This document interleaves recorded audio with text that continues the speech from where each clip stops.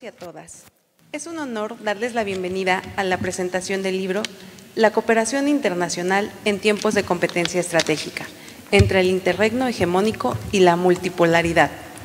Hoy nos acompañan la doctora Adacelsa Cabrera García.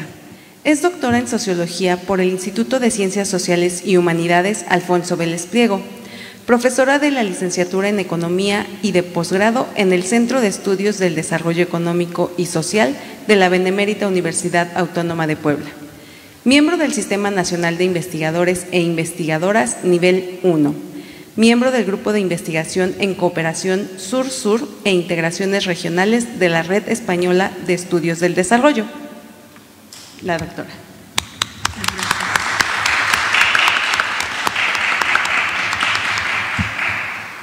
También nos acompaña el doctor Eduardo Crivelli Minuti. Es doctor en Sociología por el Instituto de Ciencias Sociales y Humanidades Alfonso Vélez Pliego, profesor de la licenciatura en Relaciones Internacionales y de la maestría en Relaciones Internacionales y Derechos Humanos de la Facultad de Ciencias Políticas y Sociales de la Benemérita Universidad Autónoma de Puebla.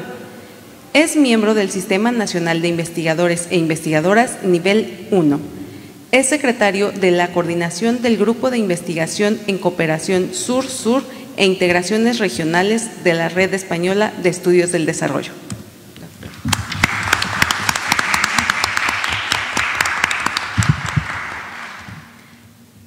Nos acompaña el doctor Giuseppe Lobruto.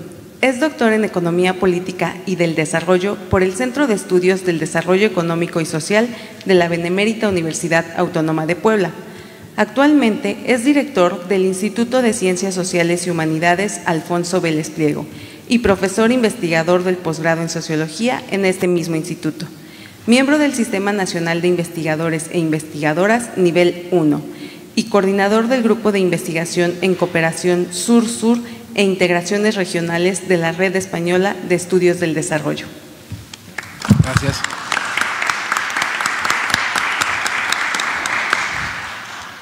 También nos acompaña la doctora Dulce Gabriela Paz Juárez. Es doctora en Economía Política y del Desarrollo por la Benemérita Universidad Autónoma de Puebla. Actualmente se encuentra realizando una estancia postdoctoral en la Facultad de Economía de la Benemérita Universidad Autónoma de Puebla, donde participa como colaboradora del Cuerpo Académico Consolidado WAP 130 Análisis Económico. Desarrolla actividades de docencia en la licenciatura en Economía, en la licenciatura en Finanzas y en la maestría en Desarrollo Económico y Cooperación Internacional. Promueve la difusión y la reflexión del conocimiento científico en diferentes sectores de la sociedad.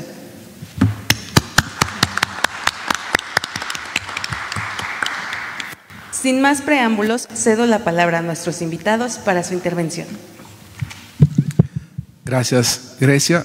Buenas tardes a todas y a todos y gracias por estar acompañándonos en esta presentación de este libro, que es el octavo libro de la colección que tenemos dentro de nuestro grupo de investigación, que en realidad son varios grupos. El que más promueve es el de Cooperación Sur-Sur e Integraciones Regionales de la Red Española de Estudios del Desarrollo, que tengo el honor de coordinar con Rafael Domínguez, pero también participa la Red Iberoamericana Académica de Cooperación Internacional, donde, por ejemplo, por la UAP soy yo el representante, y es un libro, creo yo, que analiza de manera profunda las discusiones que hemos tenido como grupo en el último año en diversos eventos y actividades de investigación que hemos realizado. También es importante decir que este texto tiene también la presencia de autores de otras universidades, desde Italia, desde Alemania, desde América Latina, y lo que sí nos llama mucho la atención es cómo cada año en las convocatorias que lanzamos para cada libro hay siempre más participantes nuevos que quieren, digamos, interlocuir con nosotros y debatir en torno a un tema que es esencial hoy frente a la reconfiguración hegemónica que estamos viviendo y el papel de China en el mundo. En este texto es un texto también con un alto nivel teórico donde, digamos, intervienen conceptos importantes como el de interregno hegemónico y de multipolaridad, de competencia estratégica y de cooperación internacional. Los que están acá, la mayoría nos han seguido a lo largo de muchos años, por lo menos de los últimos 10 años, en el cual han visto cómo la evolución en el análisis de de este fenómeno social, que es, digamos, cómo se crea un sistema alternativo de cooperación internacional a nivel mundial y el rol que China juega en todo ello. En ese sentido, yo quiero agradecer también a los colegas que aquí me acompañan, a Ada, a Eduardo, a Gaby, que participaron en este texto, que junto con Rafael Domínguez, que es nuestro, digamos, coordinador desde España, han hecho un gran trabajo tanto de investigación como de difusión. También quiero agradecer la editorial de la Universidad de la Cantabria. Llevamos varios años colaborando con ellos. Es un honor poder publicar también como coeditorial con ellos, porque nos han permitido también tener este sello de internacional que tiene su casa editorial y que también promueve y difunde estos textos también en Europa. Nosotros aquí lo hacemos a través del Instituto de Ciencias Sociales. Pueden encontrar este texto en nuestra librería o en la FENALI. En la librería se encuentra en la 2 Oriente, en la Aduana Vieja, aquí en FENALI, aquí abajo, donde están todos los textos del Instituto de Ciencias Sociales. La verdad, voy a dejar la palabra a los tres, a Ada, a Eduardo, a Gaby, para que abunden más sobre el tema. Solamente quiero reflexionar como conclusión en torno a algo que me parece muy importante. Hoy, cuando vemos las noticias a nivel internacional, vemos los telediarios, se escucha mucho sobre China, se escucha mucho sobre la lucha entre China y Estados Unidos. Creo que este grupo ha hecho un intento a lo largo de estos años de poder entender lo que pasa a nivel geopolítico en el mundo y sus digamos, interacciones con respecto a la región latinoamericana. Les aconsejo mucho leer el texto, sobre todo a los estudiantes de Relaciones Internacionales, de Ciencias Políticas, de Sociología, porque les permite también tener un texto que permite debatir. No se trata que estén de acuerdo sobre la perspectiva que aquí tenemos, que es una perspectiva, digamos, crítica, con un análisis histórico muy profundo sobre el fenómeno que estudiamos, pero creo que es importante que tengamos la interlocución con ustedes, estudiantes de licenciatura, de maestría y de doctorado, y como van a ver ahora en la presentación que los tres compañeros van a hacer, pueden encontrar distintas aristas para también ampliar sus investigaciones. Vuelvo a repetir, de licenciatura, de maestría y de doctorado. Yo concluyo esta intervención introductoria. Me tocó a mí hacer una breve introducción sobre el porqué del libro, cómo surge, las redes que participan y el objetivo mismo del libro, que era el análisis en torno a la cooperación internacional y utilizando también un marco teórico esencial que es el análisis del sistema mundo. Por mí sería todo y le dejo la palabra a Ada. Gracias. Okay. Muchas gracias por la presentación a la licenciada Grecia. Gracias a quienes se encuentran aquí, a los organizadores de la FENALI, a mis colegas que se encuentran también compartiendo esta mesa, a todas y a todos los que se han dado un tiempo, un espacio para venir a pesar de que puede que llueva, ¿no?, dentro de un ratito.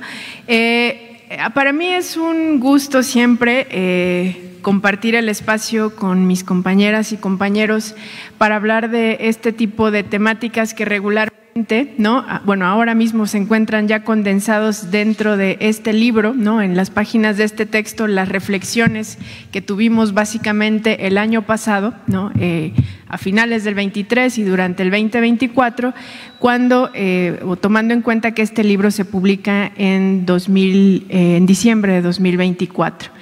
Cuando ya uno ve materializadas esas discusiones, ¿no?, que llevan tiempo, ¿no?, que implican, ¿no?, reflexiones de distinto orden y en distintos espacios, que pueden ser los cubículos, los salones de clases, los congresos, ¿no?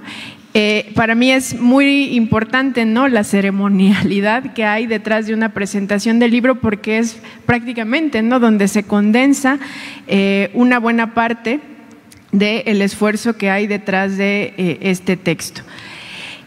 Bueno, yo voy a hablar un poquito de cuál es el contenido, ¿no?, en qué consisten los capítulos que están dentro de este libro, sin dejar, ¿no?, de repetir algo que ya decía Giuseppe y que tiene que ver con las reflexiones que hemos realizado en torno a un gran paraguas, ¿no?, o un gran parteaguas que tendría que ver con una reconfiguración o con una cultura, ¿no?, que se ha ido alargando cada vez más, que es un proceso de hegemónica que se vive a escala mundial básicamente desde la década de los 70 y que para algunos es entendido como dentro de un contexto de caos sistémico, diría Giovanni Arrighi.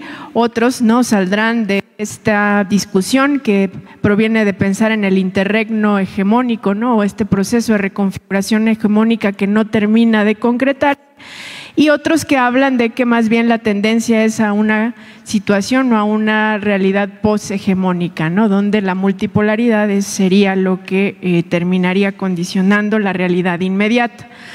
Esto se vuelve relevante pensarlo para nosotros desde la cooperación y particularmente desde la cooperación sur-sur, donde China ha tenido un papel relevante al reconfigurar el sistema de cooperación y básicamente al implementar un esquema alternativo al tradicional, porque nos parece relevante la forma en la que esto ha trazado nuevas rutas y dinámicas de interacción entre países, ha reconfigurado la relación entre países norte-sur y sobre todo las relaciones entre países sur-sur, ¿no? Ese es el énfasis que para nosotros se vuelve relevante.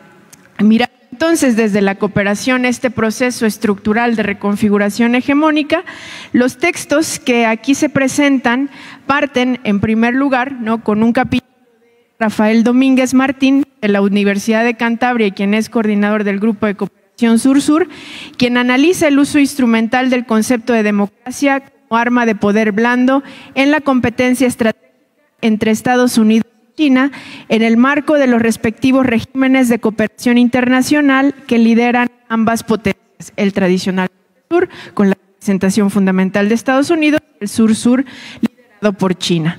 En segundo lugar estaría el capítulo de Alessandra Corrado y de Camila Manciani de la Universidad de la Calabria de Italia, que explora el papel de la cooperación internacional en la gestión de los procesos migratorios. Aquí hay una mirada muy particular, ¿no?, que es crítica a la forma en la que hay un proceso de homogeneización, ¿no?, de la resistencia migrante y de la atención a los flujos migratorios, en la que ellas identifican, ¿no?, una dinámica de cómo estas ONGs italianas que ellas analizan, ubicadas en África, reproducen estructuras de poder opresivas que explotan y excluyen a sujetos racializados del sur global. En el tercer capítulo, Thomas Moore de la University Institute Lisbon y del Centro de Estudios Internacionales que se encuentra en Portugal, habla del conflicto norte-sur, ¿no?, haciendo un análisis histórico-conceptual de la política de la cooperación sur-sur desde una perspectiva decolonial del sur global. En el cuarto capítulo, nuestro colega Javier Badel de la Pontificia Universidad Católica de Minas Gerais en Brasil realiza una propuesta que explora y analiza la constitución del foro BRICS Plus, ¿no?, y recordando la extensión que BRICS ha tenido en los últimos años en el actual proceso de reordenamiento mundial y la turbulencia económica y geopolítica internacional, ¿no? Para él hay esta ampliación de BRICS Plus genera un cambio cualitativo de la cooperación, ¿no?, y promueve una reconfiguración geoeconómica global para los países del sur. El quinto capítulo, escrito por también nuestro querido colega Carmelo Buscema en la Universidad de la Calabria en Italia, habla sobre el desarrollo de la crisis y superación que parece estar actualmente en acto del paradigma neoliberal. Él recupera un enfoque geopolítico, ¿no?, ubicando algunas ambigüedades en términos, dinámicas de relaciones externas y recíprocas con respecto a las entidades geográficas, históricas y culturales que son los hemisferios del mundo, ¿no? Él hace una reflexión sobre esta condición geográfica histórica en la que se desenvuelve, ¿no?, la actual coyuntura de reconfiguración hegemónica. En el sexto capítulo, Eduardo Crivelli y Giuseppe Lobruto, ambos de nuestra casa, de nuestra alma mater, reflexionan sobre la ampliación de los BRICS en la 15ª cumbre de ese grupo en 2023. Ahora mismo Eduardo nos hablará de este capítulo, pero adelanto que ellos sostienen la hipótesis de que la región latinoamericana y caribeña desempeña un papel crucial en la proyección global de los BRICS Plus en el marco de tensiones y reestructuraciones geopolíticas características del interregno de transición hegemónica que actualmente se encuentra en curso. El séptimo capítulo es de Juan Pablo Salazar, de la Facultad Latinoamericana de Ciencias Sociales de Ecuador, que es un texto muy interesante también que habla sobre un mecanismo que ha sido utilizado alrededor del último siglo, que tiene que ver con los créditos mixtos o blending que atan la ayuda, ¿no?, a las exportaciones o a la consolidación o colocación de exportaciones de los países donantes o que ofrecen créditos con los países con los que están cooperando. Y él alude a que si bien es una práctica que se realiza inicialmente por Estados Unidos y la Unión Europea, China e India hoy realizan ese tipo de actividades.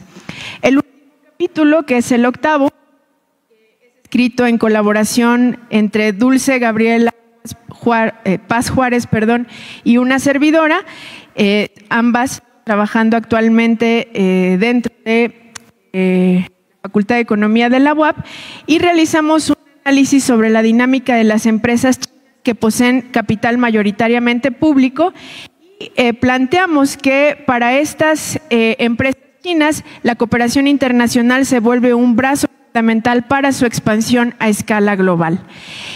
No diré más, les dejo con Eduardo y con Gaby. Les he dado ya un panorama general del contenido de este texto e invitándolos a que puedan también leerlo. Muchas gracias. Muchas gracias. Antes que nada, agradezco pues, el espacio de estar aquí, a mis colegas aquí en la mesa. Les voy a hablar un poco del capítulo sobre América Latina y el Caribe frente a los BRICS Plus en el interregno del sistema mundial, que es un capítulo que trabajamos el doctor Giuseppe aquí presente y yo. Y nosotros partimos pues, de analizar los BRICS y cómo se proyectan en América Latina, partiendo de la idea de que el BRICS Plus, el BRIC fue planteado en 2001 por el economista Jim O'Neill, que forma parte del grupo Goldman Sachs, uno de los grupos de banca de inversión y de valores más importante del mundo.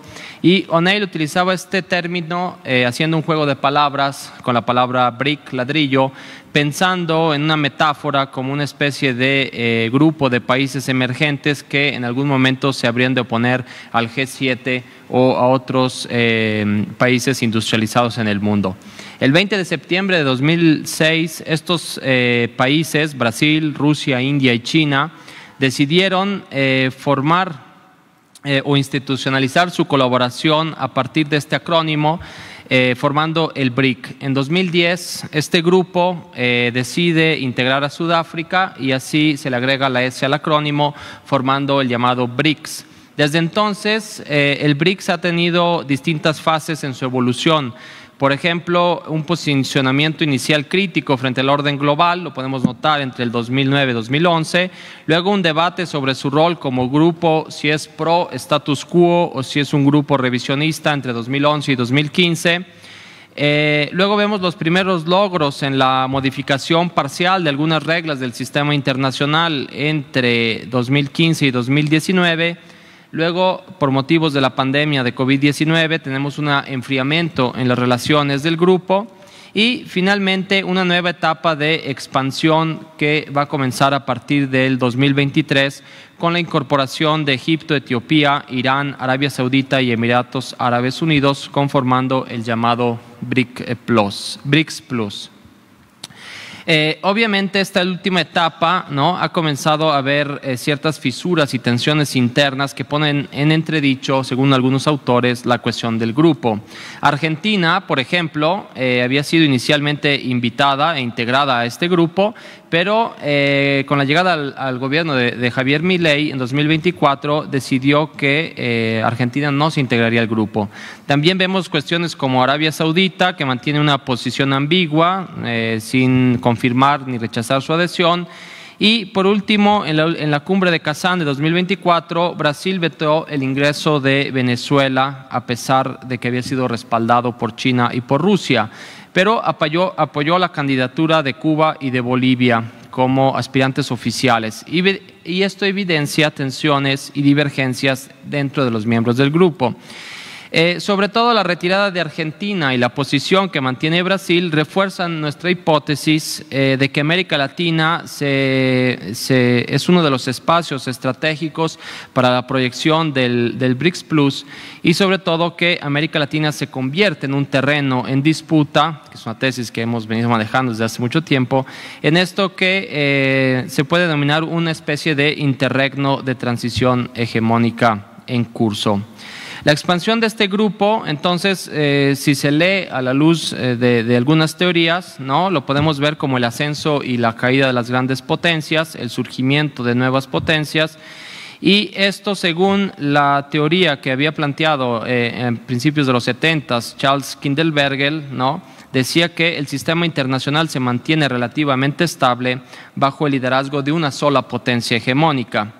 Esta teoría es paradójica porque encuentra su validación cuando precisamente el sistema se empieza a ser inestable, y eso evidencia que una potencia ha perdido el poder y están surgiendo otras potencias.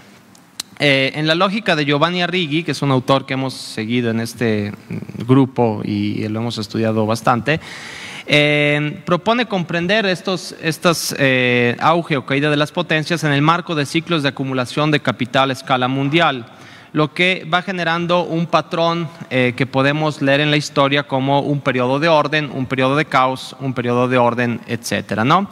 Lo cual generaría una secuencia regnum, interregnum, regnum. Para Giovanni Arrighi, entonces, el interregno sería ese periodo precisamente de caos sistémico, de incertidumbre, donde se genera la necesidad urgente de restablecer el orden, ya sea el viejo orden, un nuevo orden o cualquier tipo de orden. En este momento, entonces, de incertidumbre, en los periodos de declive hegemónico, el sistema internacional tiende a polarizarse, y según autores como Kenneth Waltz, los estados más débiles suelen aliarse con el polo desafiante en busca de seguridad frente al poder dominante.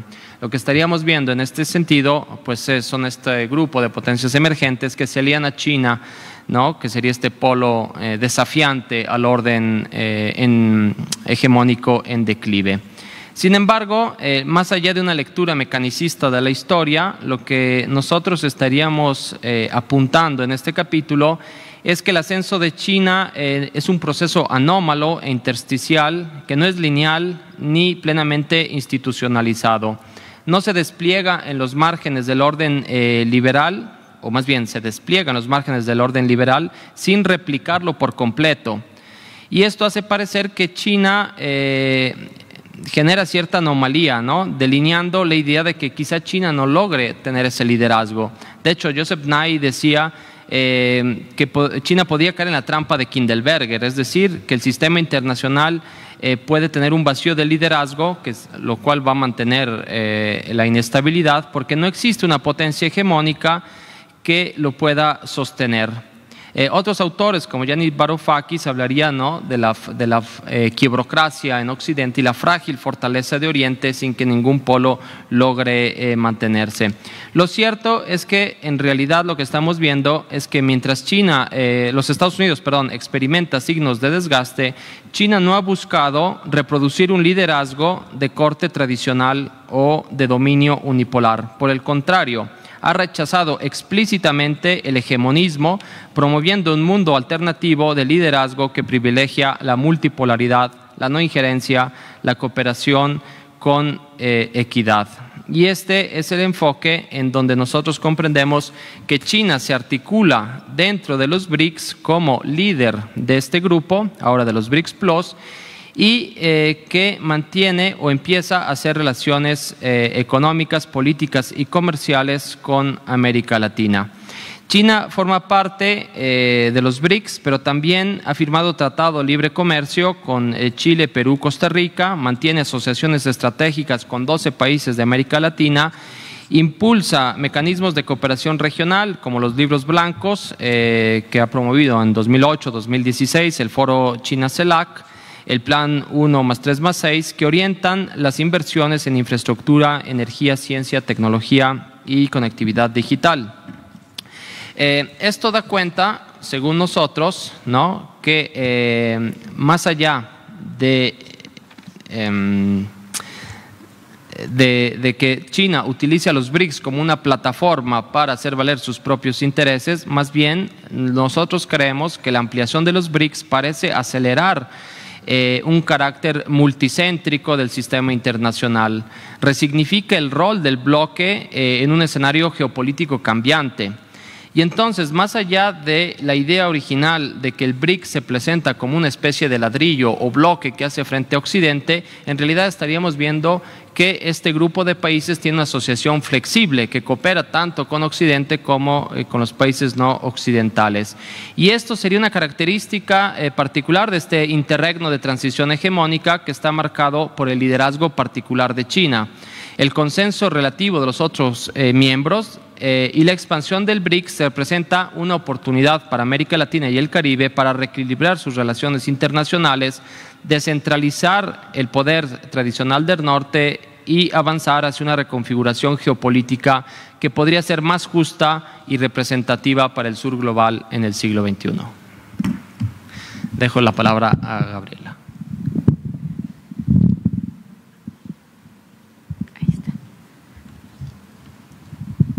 Hola, buenas tardes. Antes que nada, pues agradecer el espacio, el poder estar aquí para venir a comentar pues el capítulo que escribí en coautoría con la doctora Ada Cabrera.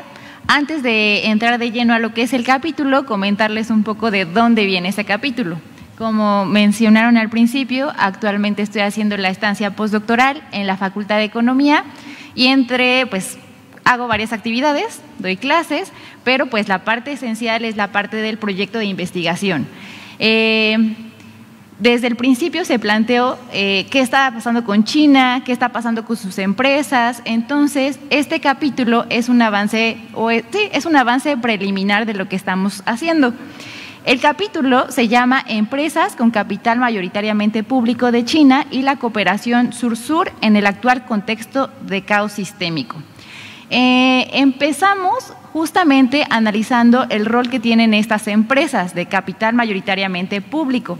A diferencia de la mayoría de los países que tuvieron una etapa de privatización de sus empresas, ¿no?, como aquí en México en los 90s, pues China ha mostrado que a lo largo de la historia ha cuidado a las empresas que pertenecen al Estado. Si bien no ha conservado a todas, ha conservado a aquellas que pertenecen a los sectores estratégicos, como el energético, el minero, el automotriz, y pues existen muchas versiones, ¿no? Por ejemplo, las joint venture, no sé si en algún momento las han escuchado, pero las ubicamos en la industria automotriz, que es esa fusión de empresas del Estado con empresas extranjeras. China se sabía rezagada en algún momento, hace unos 30, 40 años, pues no es lo que es hoy en tecnología, en innovación, en procesos productivos, y al hacer estas fusiones, pues su principal intención era poder adquirir y desarrollar en un futuro sus propios procesos tecnológicos. Conforme pasa el tiempo, en el 2003 se logra la institucionalización de este proceso del cuidado de sus empresas. ¿Cómo lo hacen? A través de la fundación de la SASAC. La SASAC es un organismo que se encarga de justamente gestionar a las empresas de capital mayoritariamente público. Este organismo pertenece o es dependiente directamente del Comité Central del Partido Comunista Chino. Este comité, este organismo tiene incidencia directa tanto en las decisiones dentro de la empresa, como también es ese gestor de qué pasa con las ganancias cuando se transfieren hacia el Estado. Entonces también participa en hacia dónde van esas inversiones, dependiendo de de los objetivos del propio China, ¿no? Quizás se destine a educación, a infraestructura, etcétera. Eso lo presentamos en el primer apartado y también pues mostramos que probablemente estas empresas chinas tienen un modelo innovador tanto en su organización como en su gestión, ¿no? Y que difícilmente podemos ubicarlos en otras partes del mundo. Luego, seguido de esto, pues abordamos lo que es la cooperación sur-sur, que se muestra como una cara alternativa a la cooperación internacional al desarrollo. China parece ser que la está usando como una especie de instrumento para colocar a sus empresas en otras partes del mundo. Si bien las empresas siempre han sido consideradas como actores al desarrollo en esta cooperación tradicional, pues con la cooperación sur-sur las están promoviendo a través de proyectos estratégicos, ¿no? De megaproyectos que las ubican en diferentes partes del mundo. Nosotros ubicábamos casos específicos en Brasil, con Petrobras o Vale Brasil, que están participando en el sector energético, que son megaproyectos y que, bueno, están colocando a estas empresas que vienen desde la SASAC y que ahora pues están posicionando en otras partes del mundo. Para hacer todo este análisis, pues retomamos la perspectiva de Giovanni Arrighi de los ciclos sistémicos de acumulación y cómo es que ante momentos de caos pues se muestran nuevas manifestaciones, tanto en sus agencias capitalistas o en sus empresas, tanto como en sus agencias de Estado territorialistas. Entonces, justo este análisis pues, nos ayuda a observar qué está pasando en esta nueva transición, si se está posicionando como una nueva hegemonía o quizás, pues más bien, pues, hay una reconfiguración en todo en este caos sistémico. Y bueno, actualmente en la investigación seguimos avanzando y ya nos estamos colocando en lo que está pasando hoy en día en México, ¿no?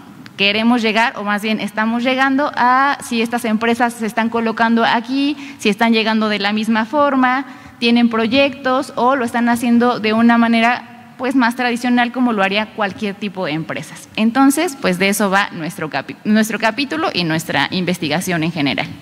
Gracias.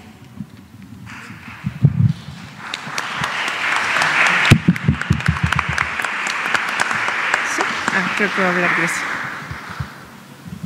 Doctora, adelante. Sí, solo tal vez agradeciendo a Dulce esta explicación que ha hecho de nuestro capítulo, colocar también la idea de que efectivamente, ¿no? Cuando ella habla de esta combinación de lógica capitalista y lógica territorialista, para nosotros o para mí ha sido muy importante que ella se integre con este proyecto de investigación a trabajar conmigo, porque en lo que hemos estado avanzando en el grupo de manera, me parece a mí importante, es cómo en este proceso de reconfiguración hegemónica hay una aportación directa desde el bloque BRICS con el liderazgo de China a partir de crear una institucionalización o incidir más bien en los procesos de creación de instituciones que pueden gestar, ¿no?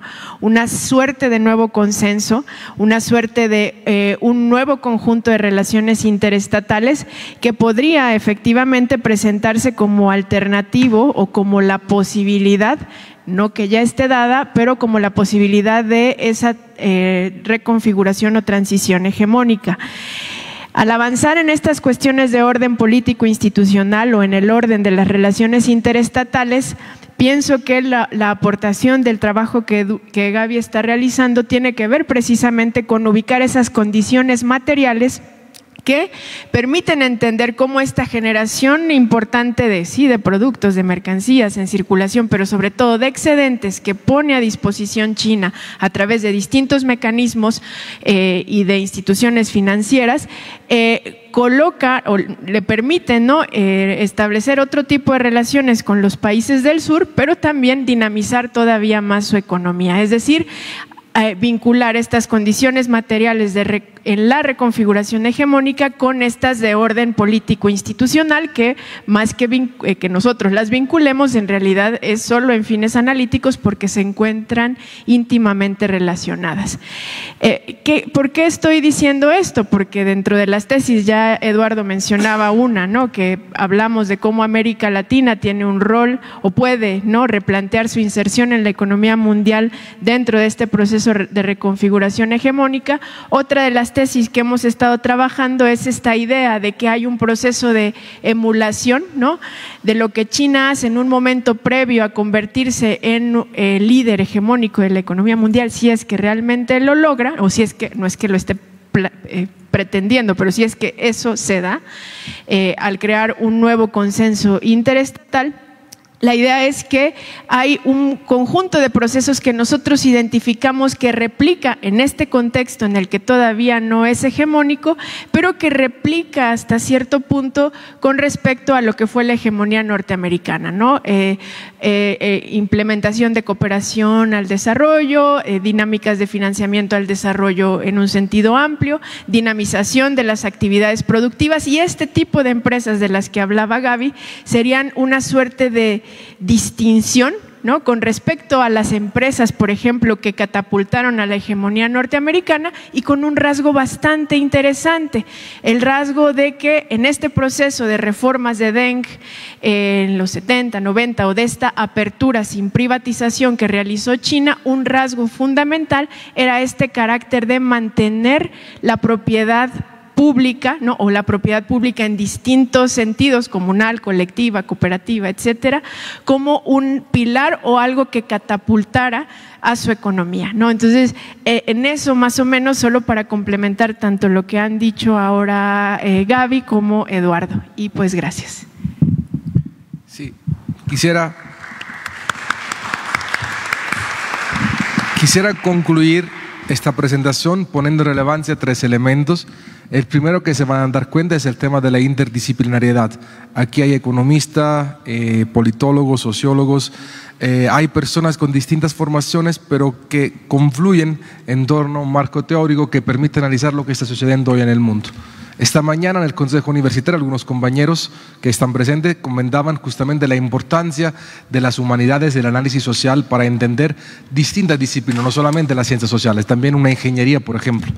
Y la geopolítica es muy importante para poder entender, o los procesos regionales para poder entender ciertos procesos, como los procesos, por ejemplo, de relocalización que hay en México, de inversiones. Nosotros, como pueden ver a lo largo de estos 8 años, hemos pasado de un análisis muy teórico y estamos llegando a un análisis más concreto. El caso, por ejemplo, de la SASAC, el caso de empresas chinas, como hemos hecho, que trabajan en América Latina, donde no solo hablamos de reconfiguración, sino vemos en términos concretos qué está pasando con cada país y cuáles son las relaciones con cada país y cómo eso impacta a los gobiernos que están, digamos, negociando con China y a la misma región. Pero un tema también importante es que nos permite ver a México en todo esto, que no tenemos que perder la vista de lo que sucede en México con su relación con otras potencias. En el último año hemos vivido, digamos, estas decisiones, algunos las definen locas, de Trump, de querer romper con el TEMEC o de querer imponer aranceles. Bueno, esto, si lo vemos con respecto a México, hay que pensar, ¿y qué está haciendo México con respecto a China? Si ven las inversiones, por ejemplo, de los años pasados, del sexenio pasado, hay mucha inversión china en México, no obstante México tiene un tratado de libre comercio con Estados Unidos. Y para finalizar, quiero invitarle a la lectura de este texto, no solamente como estudiantes de distintas disciplinas, que puede ser de las distintas DES que tenemos en nuestra universidad, o de distintos niveles de educación superior, que puede ser de licenciatura, de maestría, de posgrado, sino verlo también como atentos observadores de lo que pasa en el mundo hoy. Y sobre todo entender que y sobre todo entender que todas las disciplinas que hoy tenemos en nuestra universidad van a ser atravesadas por estos temas. Lo veíamos esta mañana, justamente cuando hicieron la intervención, porque en una ingeniería de localización es muy importante ver qué sucede en términos de geopolítico y que la importancia de México con respecto a sus relaciones con el mundo. Los invitamos a leerlos y además concluir que los debates y las reflexiones que tenemos no están acabadas, al contrario, ya van a salir otros 2 libros derivados de 2 encuentros que tuvimos, uno en Italia el año pasado con el doctor Carmelo Buscema, que fue el organizador de ese evento, y otro que es el noveno libro de la colección de esta RIASI y del Grupo de Cooperación Sur-Sur e Integraciones Regionales, que va a estar saliendo a finales de este año. Entonces, los invitamos a leerlo y sobre todo ahora a poder interlocuir, y si tienen alguna duda también aprovechar que estamos acá, 4 de los distintos autores, creo que son 10 o 12 autores, para que también de sus preguntas las podemos hacer llegar a ellos mismos. Muchísimas gracias.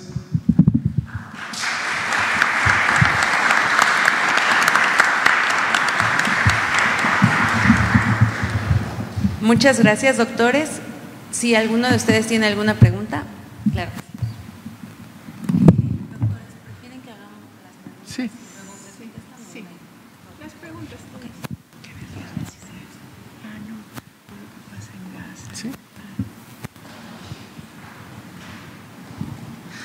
Hola, pues buenas tardes. Felicidades.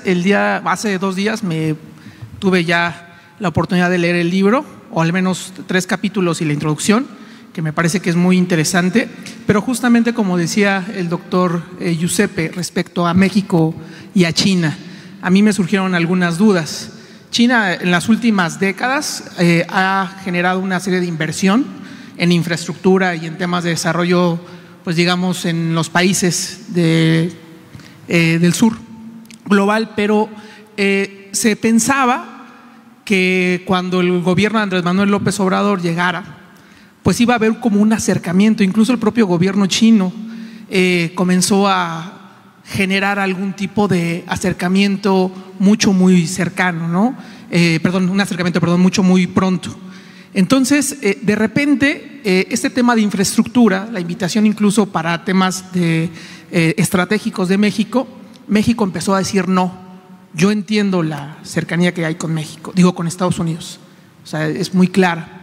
Pero en este sexenio que va, creo que aunque a lo mejor las empresas estratégicas no han sido golpeadas o de alguna manera desvinculadas, hay, me parece que mucha aversión con el tema de inversión china.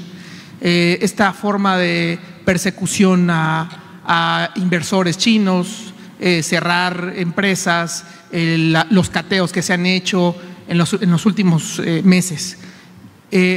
¿Cuál es la pregunta concreta? ¿Cuál es la perspectiva que ustedes ven de la relación de México con China en los próximos años y, bueno, derivado de la dependencia que se tiene con Estados Unidos en temas no solamente económicos, sino también militares? ¿Respondemos? Hay más.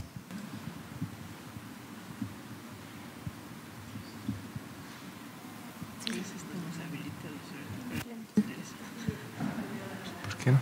No, digo. Estamos en... Ok, muchísimas gracias. Hola, gracias por la ponencia, compañeros. Voy a ser muy breve y conciso. Creo que me parece que el libro va más orientado a esta cuestión de qué nos depara en el futuro, ¿no? Con este nuevo orden mundial que tenemos a la vuelta de la esquina, y prácticamente tenemos que tomar en cuenta la situación actual, ¿no? Como por ejemplo la guerra arancelaria, que justamente busca impedir esta multipolaridad que se dé, y también esta cuestión de México resurgiendo como una potencia a mayor escala. Es algo que tenemos que tomar en cuenta. La materia que más exportamos como países latinoamericanos, pues son los recursos naturales, ¿no? Prácticamente desde ahí es donde nace la riqueza de nuestras naciones, pero ha habido una depredación a partir de ello. Así que, ¿de qué forma podemos estar en el ojo en este nuevo eje del cambio de poder, tomando en cuenta los sectores de los cuales podemos pues tomar pautas para empezar a avanzar, pero sin que eso afecte relativamente la calidad de vida de las personas? Gracias. Sí, que hagan. Hay varias manos. Buenas tardes, doctores. Mi pregunta va más planteado un poco a la teoría de Arrighi. Es un hecho que Estados Unidos pues va a perder la hegemonía, y bueno, comentaban que pues China no tiene como esta estructura que Arrighi comentaba sobre los países que retomarían la hegemonía. Mi pregunta va más acercada a qué país considerarían, si no fuera China, qué otro país sería el que tomara la nueva hegemonía, y si este nuevo orden que se está tomando representaría un cambio en la estructura económica, social que se viene manejando, o sea, un cambio del sistema capitalista actual a un nuevo sistema, tal vez no tanto socialista, tal vez un nuevo tipo de capitalismo. ¿Cuál es su consideración que ustedes tienen? Muchas gracias.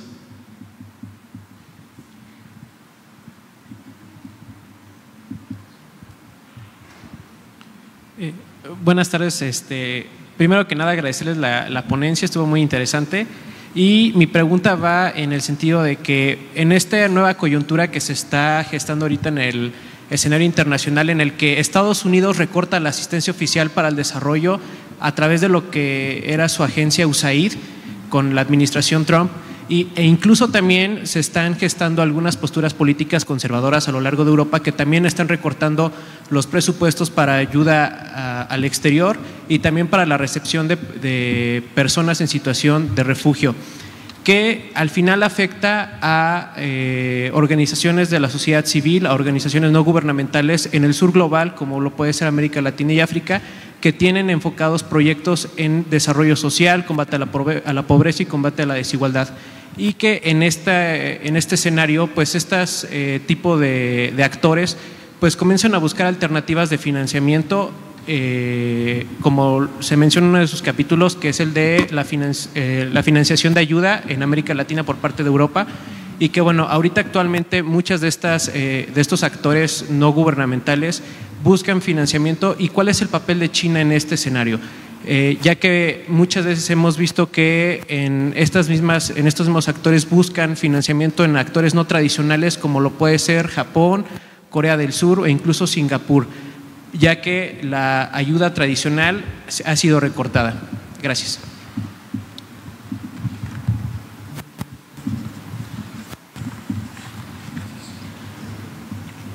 Muy buenas tardes y felicidades a los ponentes por el libro. Voy a ser breve. Mi pregunta era, creo que igual está dirigida a lo que todos están preguntando, pero pues, ¿cuál es su opinión, su pronóstico profesional de lo que le puede esperar al país, a México, a Puebla y a nosotros los jóvenes dentro de 5 o 10 años? Esa sería mi pregunta, pues sabemos cómo opera el mundo y me refiero a que qué es lo que debemos estar preparados.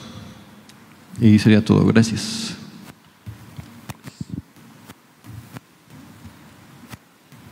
Creo que hay otra. Sí. Bueno, igual muchas gracias por la ponencia, creo que es muy interesante atender estos temas. Y respecto a los temas culturales, bueno, entiendo que Estados Unidos tuvo un fuerte impacto acá dentro del comercio también por la parte cultural. No nos fue tan ajeno territorialmente pues incorporarnos a sus mercancías que nos estaban ofertando. En China creo que pues hemos tenido mucho rechazo en algunos sectores con respecto a esas industrias que llegan. Me imagino, no sé si lo han checado o lo han revisado esta parte cultural que tiene China o qué perspectiva tenemos nosotros respecto a China.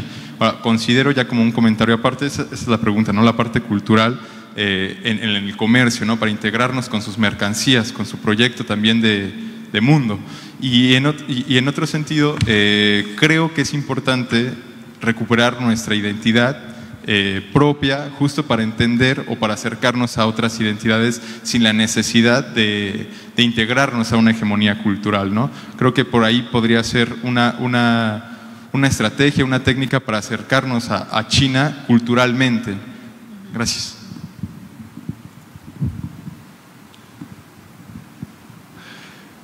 Sí.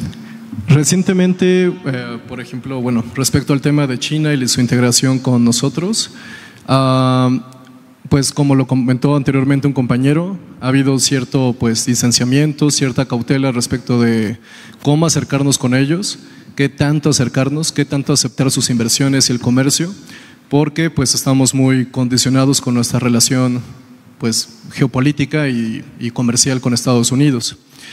Viri Ríos, una periodista de Milenio, pues ha comentado de que pues tomando en cuenta esta relación, pues también podría proponerse una nueva estrategia enfocada al comercio doméstico, a la economía doméstica, porque pues el argumento de por qué ser tan cautelosos es por esa relación que tenemos con las exportaciones de México con Estados Unidos.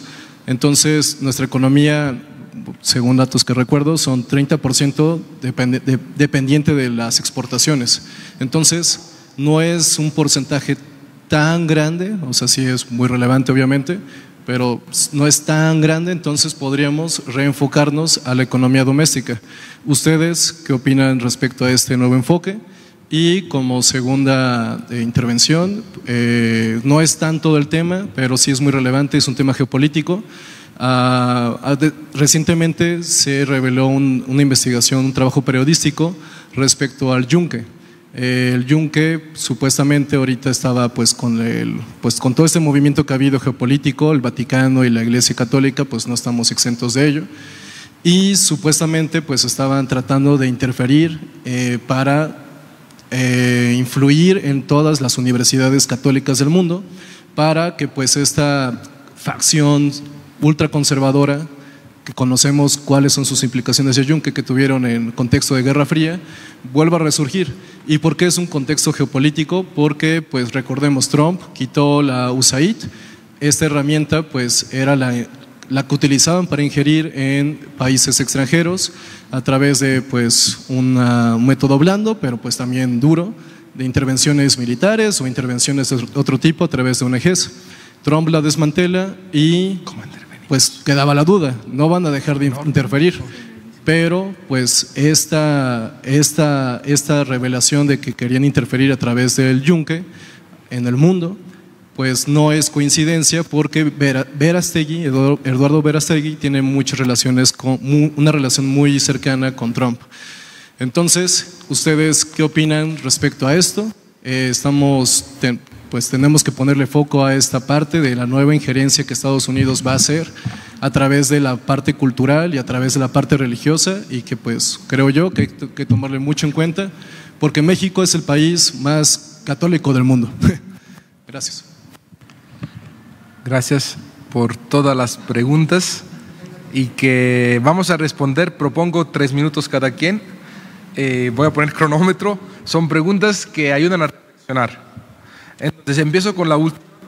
No sé si sepan que justo hay la separación entre Elon Musk y Donald Trump hoy.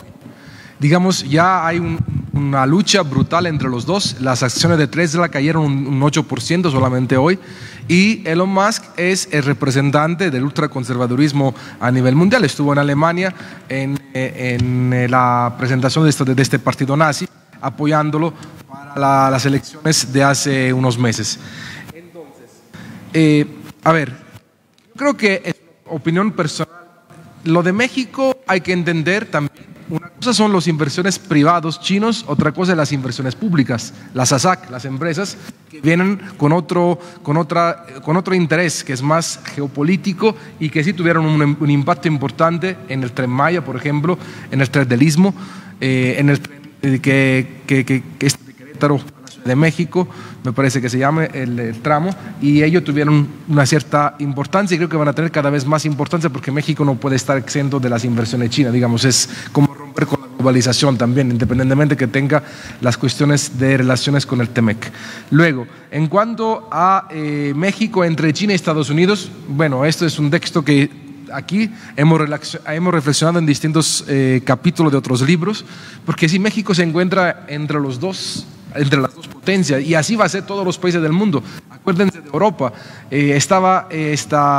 las empresas automotriz europea, no me acuerdo el nombre, que habían prohibido, por ejemplo, que se vendieran los coches chinos en Europa. ¿Qué hicieron? Trasladaron la producción en Europa con capital chino, y entonces ya se quitaron el problema para vender los coches en Europa.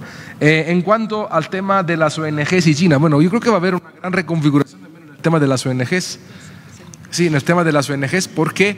Porque también ustedes están pensando cómo está trabajando China en el ámbito cultural también, por ejemplo, con los Institutos Confucius, que han aumentado muchísimo en los últimos 20 años también en América Latina. Son como ONGs culturales presentes también en cada país, aquí en México hay también. También México y los jóvenes ante los cambios del mundo. Bueno, yo diría que todos los jóvenes del mundo frente a los cambios que estamos viviendo, creo que estamos en un parteaguas.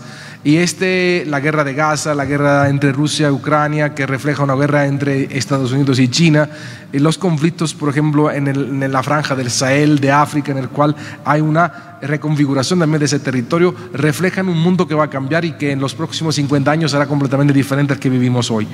Y también, como había la pregunta con respecto a, digamos, la cautela, y con esto concluyo, de México. Creo que el gobierno de López Obrador y de Claudia Sheinbaum han sido muy cautelosos con respecto a China, porque tiene que también defender un tratado de libre comercio que aquí se ha criticado mucho en esta universidad, en la Facultad de Economía, en el Instituto de Ciencias Sociales, pero que México no puede soltarse así del tratado de un día para otro. También tiene repercusiones importantes, no solo en términos económicos, pero sino en términos sociales. Imagínense romper con estas cadenas de valores entre México y Estados Unidos. Sería una catástrofe en términos económicos y tendría un impacto, yo creo, en la sociedad muy fuerte en términos de desigualdad y de pobreza. Concluyo y los felicito por esas preguntas porque nos invitan a pensar y reflexionar para otros textos y otro libro. Gracias. Gracias, doctor. Muchas gracias por sus intervenciones. Gracias a los asistentes. No, ya no hay tiempo. Ya no hay tiempo. Bueno. Si no, afuera nos... es precisamente lo que iba a indicar. Aquí afuera tenemos el libro a la venta, está por la presentación, está a mitad de precio, su precio normal es de 300 pesos y ahorita está en 150 pesos. Los invitamos a que lo adquieran y a que pasen porque pues este salón está ocupado para otro evento. Entonces tenemos a los autores de este lado y podremos seguir platicando sobre sus dudas. Muchas gracias. Gracias por asistir. Sí, ahorita platicamos. Gracias.